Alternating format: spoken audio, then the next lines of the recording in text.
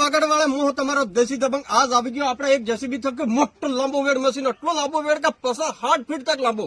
આપણે પેલા બાપ દાદા કુવા ખોતરતા કઈક મહિના થઈ જતા અને થવા થઈ જતા મેં થકી જવડું કાઢવું ને પાણા કાઢવા ને ક્યારેક પેલો ક્રેન તૂટી જતી ને બાપડા કઈક કવા થતા, કઈક મહિના થઈ જતા તો થાકીને તો બી કુવા ખોતા. પણ આપણે એવું શરીર આજકાલ રહ્યું ને, આજકાલ તો મન કે સાપ લીગી ગયું ખાતરનું ખાઈ ખાઈને આપણે પછી કુવા ખોદરતા હતા.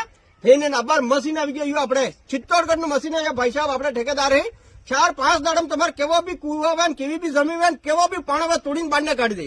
ને આપણે એવું બી ને નવો કુવા ખોતરે, આપણે પુરાનો કુવા જશે કે ભરાઈ ગયો હોય, પાણી કામ આવતું હોય પાછો ખોતરવો હોય કે 60 ફીટ તક 2-3 દાડમ ખોતરીને બાંધને વાળી દે, ફટાફટ પાણી બી આવી જાય. એટલે આપ સભી વાગડવાળા થકી મારું નિવેદન છે કે આપણે કેને બી કુવા પુરાનો પુરાઈ ગયો હોય, આપણે નવો ખોતરવો હોય 4-5 દાડમ આ ખુદરી આલેંગા. અને અમે આપણે ટ્રેક્ટર ને પેલો જે હું કઈ પેલો ખુદરે ને મોટર ને જનરેટર ને પેલું મેં તોતું ફોડીને હિસાબ અડાને એક જ સ્ટાન્ડર્ડ. આપણે એમને કે મશીન અડાનું અને ટ્રેક્ટર બીજું લાવવા જો પાણી કાઢવાનું સબ સુવિધા આપણા પાસે ખાલી એક જ આદમી થકી પૂરું કામ થઈ જાય. તો આપ સભી થકી મારું નિવેદન એક અધિક થકી અધિક આપણે જેને બી કામ કરાવવું હોય એ બી એમને આ લાંબો વેડ મશીન પૈસા હકાબંધ બોરી ભરીને લેતા હોય એમ બિલકુલ વાજિબ દાન મેં આપણે આ કામ કરી રહ્યા. ને આ જે નંબર આલ્યા અધિક જાણકારી બદલે આપ આનો સંપર્ક કરીને વાત કરી શકો.